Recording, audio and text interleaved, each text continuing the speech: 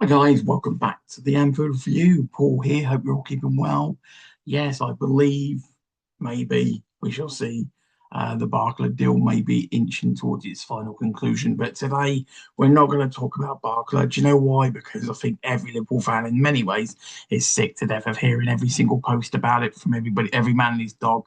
If it happens, it happens. Ultimately, I'll be glad if it happens, but I'll obviously post a video up on that, if and when on that front. But my general viewpoint is if he comes in, it's superb. It doesn't diminish his talent, but we still have so many other pressing issues. And let's crack on with today's video, guys.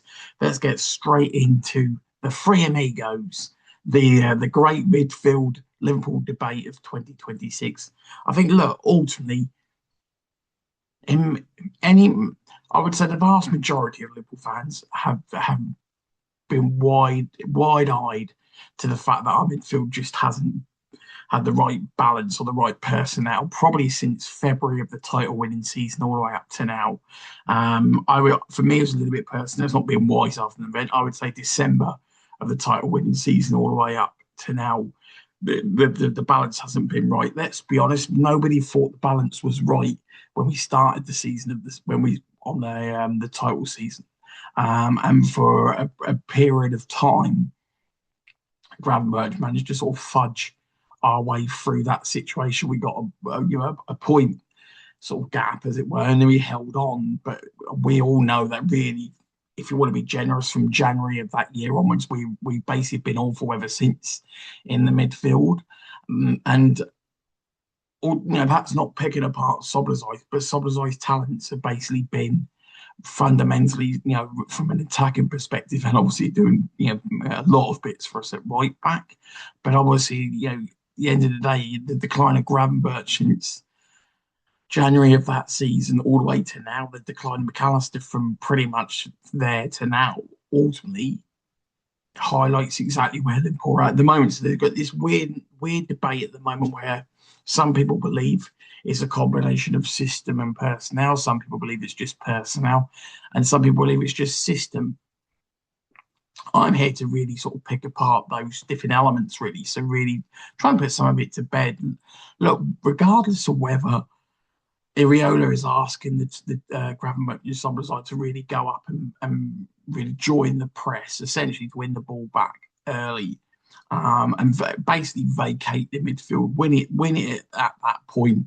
One, giving us a better chance to score goals, and two, obviously naturally just winning the ball back.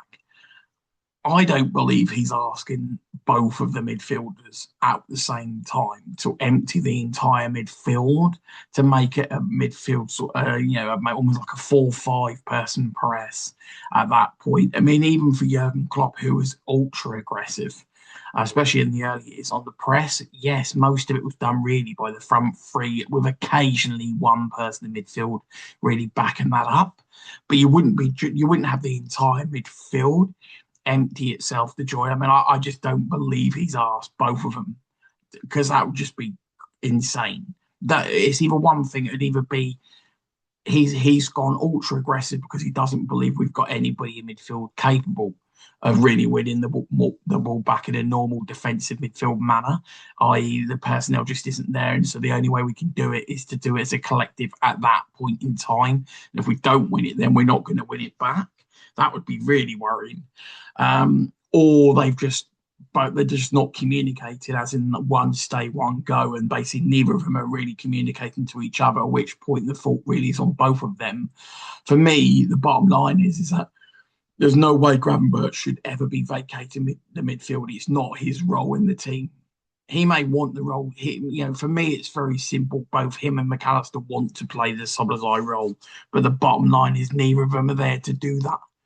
Whether they believe they are, whether they want to be, or whether a combination of Slot and Iriola, or have basically sold them on this. Well, it's okay. You can go up and join to sort of pacify their attacking sort of ambitions.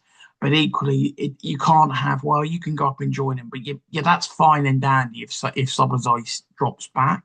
But if Szoboszlai drops, this is where it muddies the waters. If ultimately Szoboszlai's doing his thing, which he's paid to do, and then somebody else has been sort of given the the leeway to basically use their judgment, as in, well, if you think it's safe enough, you can go up and do it. It's like, no way can that be the case. I don't care if their egos want them to attack more. They cannot seriously be given the sort of, well, you just go up and join when you see fit. No way. Like there's just no way in against Newcastle for the entire season, and for me, all the way back to January, December, the title winning season.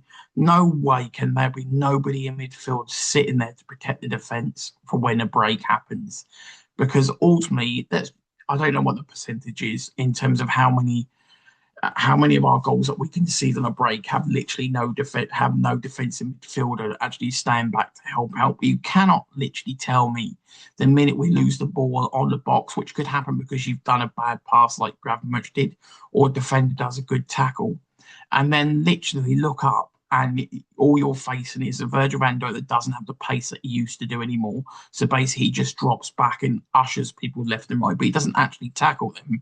He just guides them into one or two places until maybe he puts a foot in by the time they've reached the box. And that's what happened on the weekend.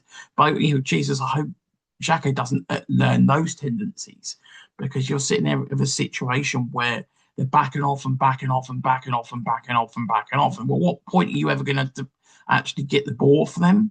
Because basically, by the time you've backed off so far, you've literally got to the edge of the box. They shoot, they've scored. Great. What did that achieve? Absolutely nothing. Are you buying enough time for the rest of the team to get back? Nobody in that team is going to be able to get back from the edge of the opposition's box to our box in time to stop them shooting. It's impossible. And so, more prevalent on the first goal. The second one was obviously, great piece of skill. And I appreciate Langa's greasy, fast greasy, fast, put my teeth back in, greasy, fast, quick. And look, Kirkes by any means isn't slow, and he got absolutely sort of left for dead in terms of trying to keep up with him. So I get there's multiple factors in play when teams break on you, and you're always going to be up against quick wingers. But we're just setting ourselves up for failure by this stubborn approach that, well, no, we don't need a defensive midfielder because of what? On what basis do you feel we don't need a defensive midfielder? What, because our midfield personnel are so good at defending? No. They get a 0 for defensive ability. They're so good at reading the game from a defensive standpoint? No. You mean? Also, yeah, I forgot. Our defenders are so quick that no winger can beat them. No, that Virgil van Dijk is peak Virgil at 28. Once again, no. The fact that whenever we're on an attack, we never give the ball away. Once again, that's going to happen numerous times. Will happen for the very best teams in the world. And so, this myth that, it's not the players, it's the system. It's not the system, it's the players. Look, basically, it's both. Ultimately, like the managers can firmly say, both Slot and Iriada can firmly say to Gravenberch, you're not moving from that place in the midfield. Your job is to shield the defence and do nothing more. And the only time you can ever go forward is if Szoboszlai is taking over from you. And it doesn't matter whether you're playing a 2 or we're playing a 3. We played a 3 last year and it didn't. None of them did it. We played a 2 this year. None of them are doing it already. It's like it doesn't really matter whether we're playing a 2 or a 3. Nobody has the inclination to basically do the dirty work. At some point you have to recognise that people may not like Arsenal and think they're boring in the way they play, etc. Is at the end of the day, people didn't think our midfield was fashionable with Henderson, Milner, Fabinho, Wijnaldum. Nobody thought they were fashionable. But do you know what? Who cares? If it wasn't for those midfielders, we wouldn't have been able to let Robertson do what he did. We wouldn't have been able to let Trent do what he did. Do you know what? Henderson's the person that made Trent look great because he was covering Trent. There was a triangle between Henderson, Salah and Trent. What's the common denominator? Henderson's the one who's moving over to cover Trent when he's not there to defend. That's just fact. Same thing with the Liverpool's midfield. Fabinho was the one who stayed back to cover the team that was bombing forward. Do you know what? Genie is 10 times the player Ryan Gravenberch will ever be. And I'm not digging out Gravenberch. If he gets to the level of Genie Wijnaldum, it would be phenomenal, but he's not Genie Wijnaldum yet. And the bottom line for me is that Gini Wijnaldum was a far better winger and attacking player, and he managed to change for the benefit of the team. My question for Gravenberch is, are you prepared to change for the benefit of the team like your counterpart did from your country? And that's why I love Gini Wijnaldum, because ultimately you may not think he's Thiago in terms of flash, in terms of fancy passing, but you know he was turned up every single week, was fit every single week, sacrificed his own attacking tendencies, and you know why? Because everyone would go, "Oh, how's it possible? Gini Wijnaldum's gone and scored for Holland, yet come back doesn't for Liverpool." Do you know why? Because he wasn't asked to do that for Liverpool. He was happy to sacrifice that. He didn't lose his ability to score goals. He wasn't asked to do that for the team. Now, that is what we need in this team right now. We may not necessarily need to go out and buy a DM if we can change Gravenberch into a Wijnaldum. I still think we would need a DM. But at least while we're waiting for that to happen, if I would love Genie to actually speak to Gravenberch and say, look, we know you've got talent. I had loads of talent when it comes to an attacking perspective. I don't doubt that Gravenberch has attacking talent. I don't doubt that he has skill. I don't think anyone's ever questioned any of those elements. What we're asking him is, can you do a job for this team? Doing a job for this team right now is being a DM. Doing a job in terms of any other role is not what we need. We don't have a lack of attacking midfielders. The only thing we have at the moment is attacking midfielders. So that is my question to Gravenberch, is that do what Wijnaldum did. Be a defensive midfielder for us. Put a shift in for us. Enable the rest of the team, to work its magic. If such time we end up buying a Fabinho and we've got more wiggle room to let you go free and attack, great. But if Gravenberch isn't going to be the person to convert into a proper DM, or at least a hybrid DM, and I mean in the sense that he's actually going to stay back. I don't mean hybrid as in he'll stay back as and when it suits. No, I mean 90% of the time you stay back to protect this defence. We've got two wing backs in Kirkes and Frimpong that are even more attacking than Robertson and Trent, and not from an output because they're end products. Just one's an A plus, world class, and one's like C minus. In that respect. But in terms of the bombing forward, you can't criticise both of those players because that's what their game is. That's what they were brought to do. But we brought two wing backs. We've got three three attacking midfielders: Szoboszlai, Gravenberch, and McAllister. So we've got two wing backs, three attacking midfielders, and basically that it doesn't take rocket science to work out. Hold on, where's the defence in this part? Oh yeah, none. Really? I mean, it's not that hard when it comes to constructing a football team. Hey, there's various nuances which take you to an elite level. There's various nuances that help you win major trophies. I'm not saying that, and when you haven't got unlimited budget, it is. I get it, but at the end of the day, with this construction of the team, I think that there's the portion of people that just say that's the system. It's not just the system. This is what we're playing now is different to what we did with Slot. Ultimately, the personnel that we've got now, where we have a two in midfield, we have a three in midfield, the same failings are there because the same personnel are doing the same thing. Gravenberch for a 4-month period when he first, but let's be honest, Gravenberch was grateful to be in the squad. He wasn't even in the team under Klopp. He was basically just sitting on the bench mostly. Gravenberch got his run under Slot, and he was being asked to play in a certain role, and he did. Now he's got himself established. He now wants to convert into what his preference is. No, the only reason you have a spot in this squad is to be the DM. If you're not going to play the DM, ultimately, I mean, it's the nicest possible way. I've already got Szoboszlai as the attacking eight. You're not going to be the eight. Szoboszlai's the attacking eight. At the moment, we got Szoboszlai and Wirtz to be the attacking midfielders per se. Gravenberch, we don't need you to be there as well. We've already got two. If they're doing their job as what they're being paid mega money to do, we don't need a third one to be doing it. This is the issue with Liverpool. It's not that we don't have a lack of attacking talent, which sometimes they're not producing the end product.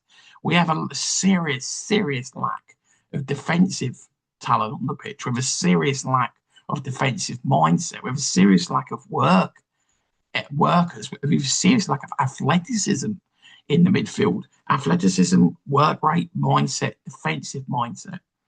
It is literally like a throwback to Newcastle way back in the 90s. God rest his soul, Kevin Keegan, the legend. But it is a throwback to Newcastle. We're just gung ho with attacking talent everywhere, which is what we've got. But ultimately, we're just not producing the outcomes that they were, because they were got within a toenail, obviously winning the league, going gung ho. The reality is, for me, is this great midfield debate is of no, we don't need a midfielder because it's the system, and if they changed it, once they get used to the system, they'll adapt. No, they won't. They didn't last season. This is a second system now. We've got it. They didn't work. McAllister, Gravenberch, Szoboszlai didn't work last season with a three in midfield. They don't work with a two in midfield. Ultimately, we've only seen one very short period of a window at any time for 4 months when Gravenberch first broke into the team, where he played a hybrid DM because that's the only place he could get into the team. And he did an all right job. That's it. He wasn't the second coming of Mascherano. The proof at the moment is he doesn't want to do it, and nobody in midfield is basically doing it. And the sharp reality for me right now is that the manager has to tell Gravenberch, I'm sorry, you have to shield the defence. You have to play as a six. And if you're not playing as a six, I'm going to play Trainioni. And I appreciate Trainioni. He's not Mascherano. He's not Fabinho. We all know this. And I'm not here to throw the youngster under the bus, but somebody has to play the six in this team. There has to be a proper six in this team. I'm not screaming from the rooftops that we have to go out and buy somebody. I'm saying you have to do one thing or the other. Either play somebody as a proper six or go and buy a proper six. But at the moment, nobody is playing the six role properly. It's just a reality check, isn't it? So this midfield debate of go out and buy somebody or it's the system, we've got the players. Ultimately, there's only two people in this, well, there's three. Endo, Gravenberch, or Nioni. They are the only three people that can play this six. Gravenberch, because he did it for 4 months pretty well. Nioni, because at least he's got a tendency to sit back. He wouldn't be a proper six, but equally, we haven't got anyone. And Endo's a very old version of a six. I love God, God love, I love Endo. And I love his passion, but I don't think anybody wants him as a six because he hasn't really got the legs. But at least he's got the mindset, and he plays the position as a proper six. Trainioni, he's very young, very inexperienced, so that would be throwing him really at the deep end. And in terms of Gravenberch, he doesn't even want to play the six, and it's not his role either. And so whatever you're left with isn't a proper six. And so can you coach somebody to be a proper six? Maybe, as I say, with the scenario of Gini. Gini didn't play the six. He just became an all-round midfielder that was very good at work rate and was very good defensively. He wasn't an out-and-out six. He was an all-round midfielder. But equally, he was very good at covering on the left. So when Robertson would bomb forward, he read the game very well. Had a great engine, could tackle, read the game very well. Can we convert Gravenberch into a bit of a Genie where he's a far more all-round player? Is that good enough to really plug the gaps? Probably not. But something has to happen. We cannot keep playing the way we're playing in this midfield. And I'm one of millions of Liverpool fans that are all saying the same thing. We can't all be wrong. We can't all be wrong. And we've been saying it for a year and a half. Let's be honest, everybody's been saying it since Fabinho's legs went. The season when Fabinho's legs went and we needed Stefan Bajcetic to rescue the midfield, that's when we've been saying we needed another defensive midfielder. How long is that? 3-4 years now? Sometimes you wonder why Liverpool. I know we won the title. I know we did, and there's a whole other reasons, including we played really well for the first 4 months. Plus, the league fell off, teams fell apart. City had a collapse. Arsenal, don't know what the hell happened to Arsenal that season, but Arsenal just imploded after Christmas. City just completely fell apart that season. So it wasn't like we had any challenges at all. Man United and Chelsea were awful, and Chelsea were good until sort of mid-December. Then they did, an Arsenal completely, fell apart. But two things can be true. We also played first 3.5 months, played really, really well. But what I'm trying to say, really, the point is with this reality of where we're at, we fudged getting a defensive midfielder for nearly 4 years, and it's coming to bite us now. We thought we'd half solved it with Gravenberch having a good 3.5 months in that position, and then some. I mean, we gave him a new 6-year contract. I mean, pardon me. The only thing I can say is that giving him that length of contract last season when he had pretty rubbish season after the first 5 games is purely based on protecting his value, because giving him a new 6-year contract on his performances last season would have been madness. But Liverpool have been burnt so much with players running down their contracts. I fear that the club fears now that they have to basically give long contracts to everybody just to protect the transfer value. I think that's the new world of where Liverpool are at. They don't want to do it, but I think it's where they're at now, because essentially it's just been a revolving door of everybody walking for free. And no, we can't. We've barely got any fees in for the last 18. Well, last summer we did, but this summer's been next to nothing. We've only got Jones's, which frankly is laughable. I mean, Jones only getting 25 million is just nuts. I know he's only got a year and a bit of his contract left, but yeah, it just feels wrong, really. I mean, he's a 50 million pound midfielder. He's not in this market. No, he's not the world's greatest midfielder, but he's better than that. You're seeing bang average players for 50, and we're getting 25. It's an insult, really. It's crazy from a business perspective. But yes, that's where we're at, really, guys. The great midfield debate of 2026.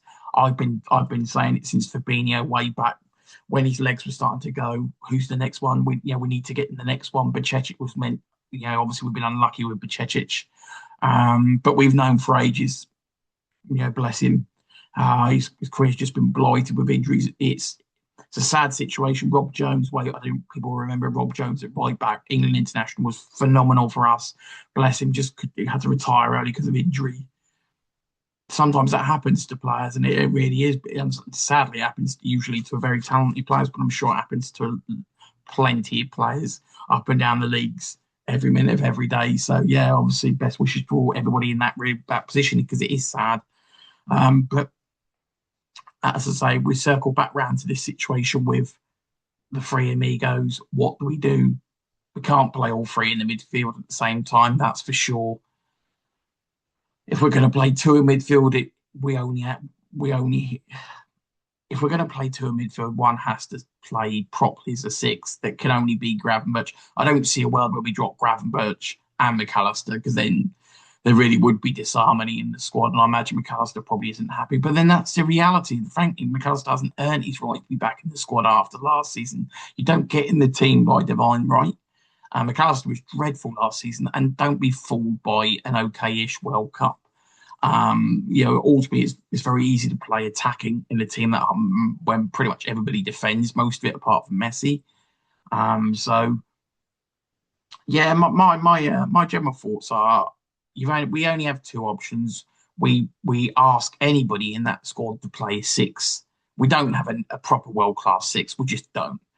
We speak to Gravenberch and have a heart to heart and say this team badly needs you to play six. We're going to spend all our time coaching you to be a six. Can you be a six for this team? And if he says no, then we have to have a hard think about what the future is. Is it a future where we sell cash in on Gravenberch, get the money and reinvest that into a proper six? Not now, but I mean further down the line. I'm not an advocate for selling Gravenberch. I'm just saying that there needs to be some real hard discussions. If you want to be stubborn and say we don't need to go out and buy a six, then you have to at least recognise somebody has to play that position properly, because nobody's playing it at the moment. Essentially, we're having two midfielders. One of them is not even his job. Szoboszlai's not there. We need Szoboszlai to attack. God, we've got enough problems. We don't need him not attacking. He's one of the few people that can score a goal for us at the moment. And so Szoboszlai is perfectly fine where he is. But for me, I don't want to see Gravenberch within cooey of the box. I want to see him on the halfway line, protecting the defence. Give them a chance. Give Xhaka a chance to bed into the team. You know, give people like Frimpong and Kirk as a chance to do what they were brought in to do. Ultimately, we're throwing the centre backs, and don't get me wrong, they were way too passive in the last game, and Virgil has a habit of dropping off all the time anyway. But we're giving the defenders way too much to do when people just go free reign on them. Look, quicker wingers are going to beat slower centre backs regardless of how good. And even Virgil's positioning, the way he likes to defend, ultimately they're just quicker than him. There's only so much he can do. If he went into attack and they just skipped straight past him, he'd get a red, and he'd be off. And so I understand what he's worried about. He's worried about if I misread this and they literally just poke the ball past me and run. He can't keep up with them anymore. He doesn't have the pace, and he's just going to get the straight red. And Xhaka, it's a big ask for him early into the league to really be lunging into tackles and risking a red as well. And Kirkers and Frimpong are being asked to go forward, which is what they're there to do, because they're not orthodox fullbacks. This is the fundamental squad dilemma of what we've constructed. We don't have orthodox fullbacks, so their strength isn't defensively. But I just think that six, whether it's Gravenberch playing it properly and being coached to play properly, and just there needs to be a focus on defence in this team. I know that's not fancy and flash, and everybody likes whistles and bells and 4-0s. We all do. My favourite player is John Barnes. So look, I get it. I love flicks, tricks, and curled goals into the top corner like as much as anybody.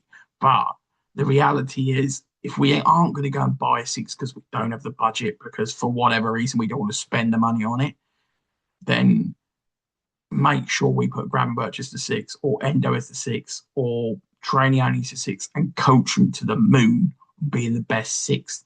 That means the fullbacks would have some cover and would play better. It means the defence would have a comfort blanket. We may have half a chance of stopping teams scoring on the break. For us, pretty simple, isn't it? Really, at the end of the day, guys. I don't know whether the club's going to go and buy a six. My initial thought would be, if you don't see a superstar Casado, then go and buy the one that's next at 25 million from Colombia or Uruguay or Spain or wherever in the world, or Africa. I don't care where the six comes from. They could come from Portsmouth, from my hometown. I don't really care. Ultimately, if we can't spot the world's best number six, because there's not many, it's not a Casado sort of jumping off the trees, then go and get a young one and coach him to be the next one. Just remember, Fabinho was a right back in France who then played centre back for us. It's food for thought, isn't it? When we brought Javier Mascherano, it wasn't like every man and his dog thought he was the world's best defensive midfielder. It's just the reality check of where Liverpool are at the moment. I want to put another video up for you guys, which will really discuss sort of where we're at when it comes to sort of transfers and purchasing, and purely just looking at sort of the obvious as well. So I hope that really addresses it, guys, because at the end of the day, for me, you can talk about systems, and I get it.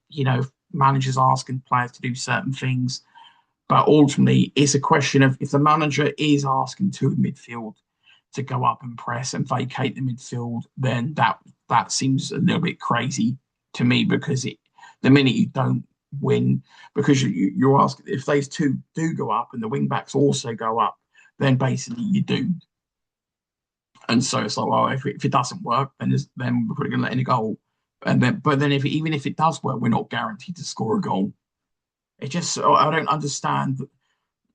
I can't believe he'd ask both of them to vacate the midfield. I just don't believe it. Maybe I think it's one stay, one go, and they're just both Gravenberch and Szoboszlai just aren't communicating properly, on that front. I would love a number six to fix all the problems, but the club is going to do that. So then, if they're not going to do that, then at least address where their main issue is. And the main issue, people go, oh, but the main issue, Paul, isn't about that. It's about giving the ball away in the box. Look, giving the ball away is never a good thing. Giving the ball away on an opposition's box frankly, is perfectly fine. Giving a ball away on your own penalty box isn't fine. That'd equal a goal. Giving the ball, if we've got to the point where we're so worried about giving the ball away when trying to create an opportunity in the opponent's box for fear of letting in a goal, that says it all.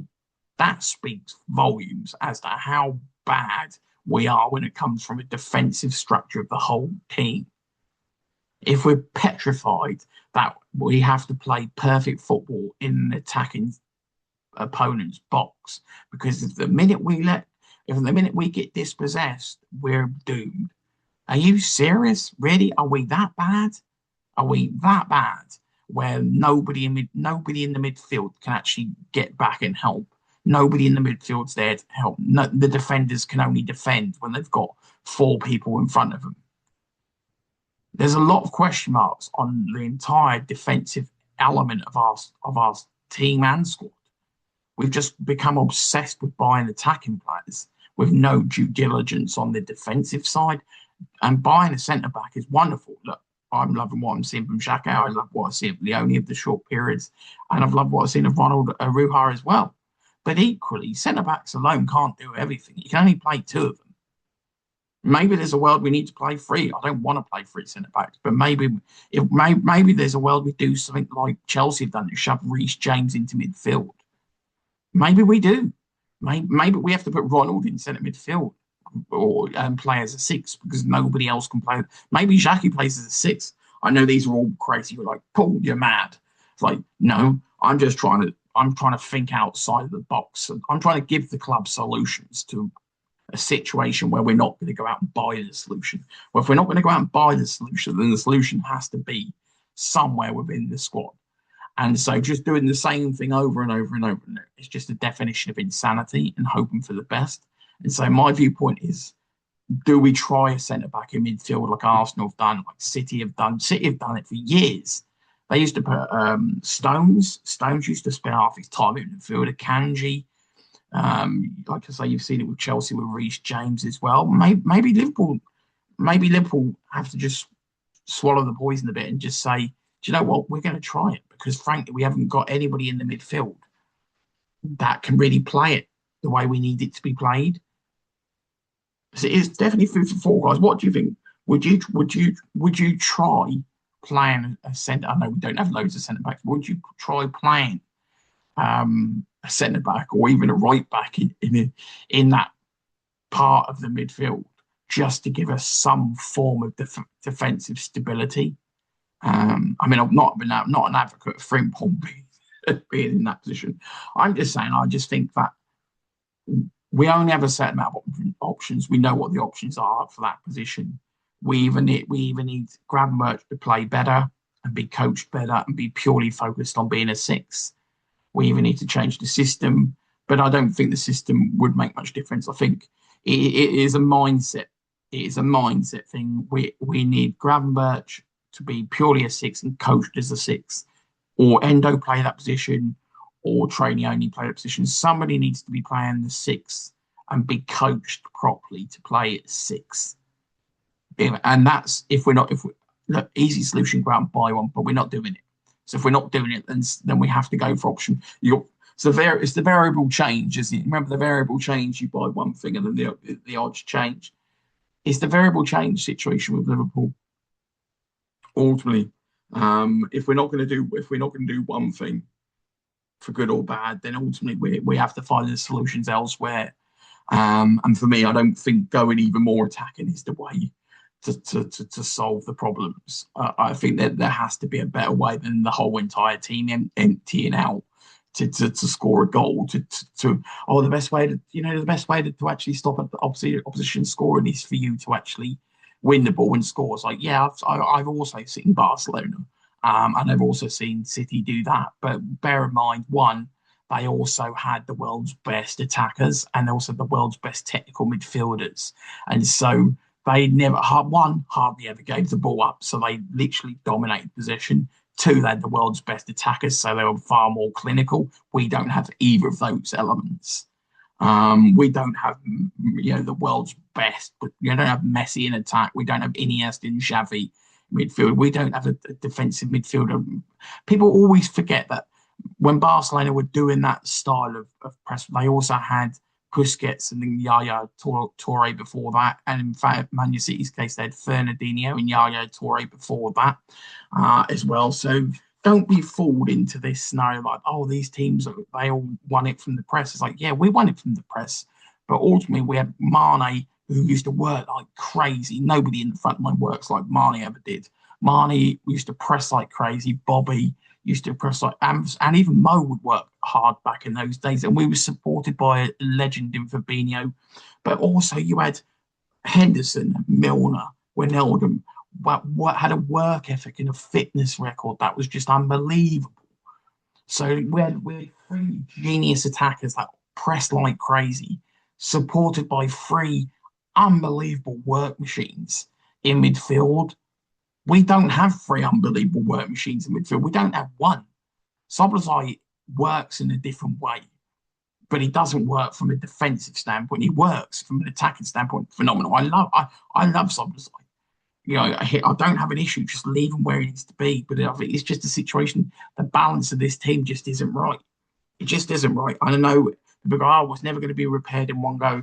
It's not me being. I'm not. I love Areola, and I've got no issues with the style of play, but I do think we do need to have a serious sit down with the players, and they need to understand what they can and can't do, given the limitations of the 11 that we have, given the limitations of the system that we have, and there needs to be some more joined up thinking as to what are we trying to do on a pitch, because certain patterns of play are definitely coming through with Iriola, and I love them. But I do think there needs to be a lot more joined up thinking as to you can't go, you have to sit here, and they need to be told that's what they're there to do. You're to go, you're to stay. And if he's going to go, you come back. At no point should you both be empty in that midfield. Maybe even the same scenario with the left and right backs. If you see Kirkers go, Frimpong, you stay back, and vice versa. We can't have a scenario both fullbacks go, both midfielders go. It's amateur hour when that happens. It really is. When you see literally both fullbacks bomb up, both midfielders bomb up, and you look back and you've literally got two defenders, one and a 35-year-old centre back that doesn't have his pace anymore, and one a youngster new to the league.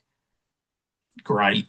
And I love them both for various reasons, but equally, come on. No team has any, and look, many things are true at half the time. Were Newcastle's attack clinical from their perspective? Yes. Is Alanga one of the fastest players in the league? Yes. Was the goal was it Willock and the second goal great skill and finishing by him? Yes. But ultimately, there was about 5 players around him and nobody bothered fouling him. Should have just fouled him and taken a yellow. There's no strategic fouls in the Liverpool team. The irony is we get booked all the time because McAllister's slow and Gravenberch's slow and they're not good at tackling. And Kirkers is good for a yellow card as well. We get booked all the time for missed time challenges, but we won't get booked for a cynical challenge. Okay, let's do a few more cynical challenges in the important moments for the yellow, and less of these missed time tackles because we're too slow. Maybe we're too slow to do the cynical challenges. That really would be bad, wouldn't it?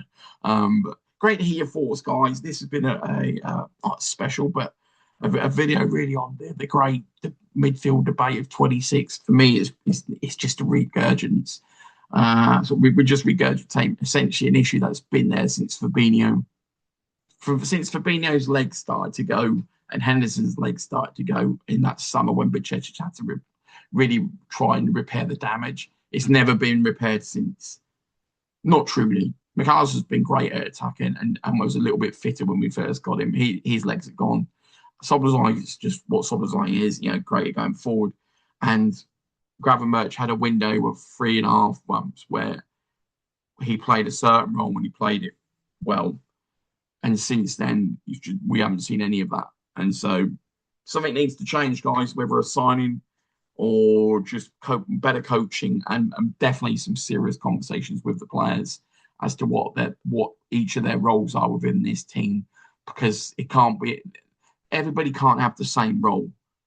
in the team. You just can't. Not everybody can play the star lead in a film, and it feels like too often too many players in this team are all trying to be the star actor or actress in a film, and it just can't be. Many people make a play work.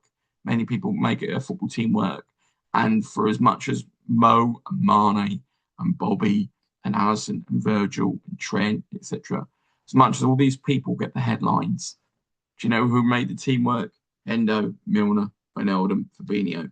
Without them, we wouldn't have achieved what we achieved, because at the end of the day, it's all well and good. We'd have just been a glorified Newcastle, but with a better keeper and a better centre back.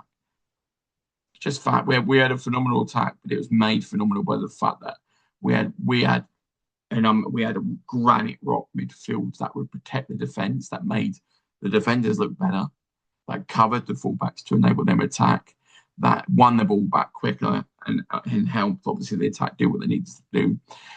Just need to we need to almost rewatch what we did before. It's almost like we've forgotten what made us successful, and yeah, we look very confused. And I'm not blaming Iriola, because look, he's just literally had a few weeks in the summer. Half the players aren't there, and he's got the personnel, and we've barely brought any personnel in for him. So you cannot be sitting in blaming him after one game.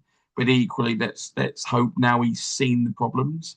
And I watched something yesterday and said he should know the problems, because Bournemouth exploited those very same problems when they played us. Do you know what? Couldn't have said that better myself. He knows firsthand Liverpool's weaknesses, because Bournemouth exploited those weaknesses, and that was him. So Iriola knows full well what we're not good at, because he's personally taken advantage of those, and every single team did last season, and maybe the season before, and maybe the season before that as well. And so we need to find a way to address it. If we really want, forget about challenging for a league at the moment. If we just want to be trending in the right direction and going in the direction that we need to go, you've got to at least acknowledge where the problem is and start putting things in place to solve it. Yes, creating goals, end product. Yeah, some days you get good days, and some days you get bad days with wingers. Sometimes the winger just isn't good enough. We get it. That's very simplistic. Sometimes you buy a striker, and for whatever reason, you can't do it in the league because of the physicality. So, strikers and creativity are two different kettles of fish, how they perform under pressure. But in terms of the midfield, it's a lot of the midfield is about structure. It's about the right personnel in terms of the characteristics. It's the work engine of the team, and our work engine, frankly, has the wrong fuel in it at the moment, and it's spluttering would be kind. I would say this is a car that's literally got the wrong fuel in it, and it's literally spluttering down the road, and that's me being kind. I think it's stalled. I think flat out the engine's stalled in our midfield, because it has been for the last nearly 18 months on front, and we've never jump started it. We haven't, whether we have a 3 or a 2, in that front. And the common denominator in all of that is the personnel.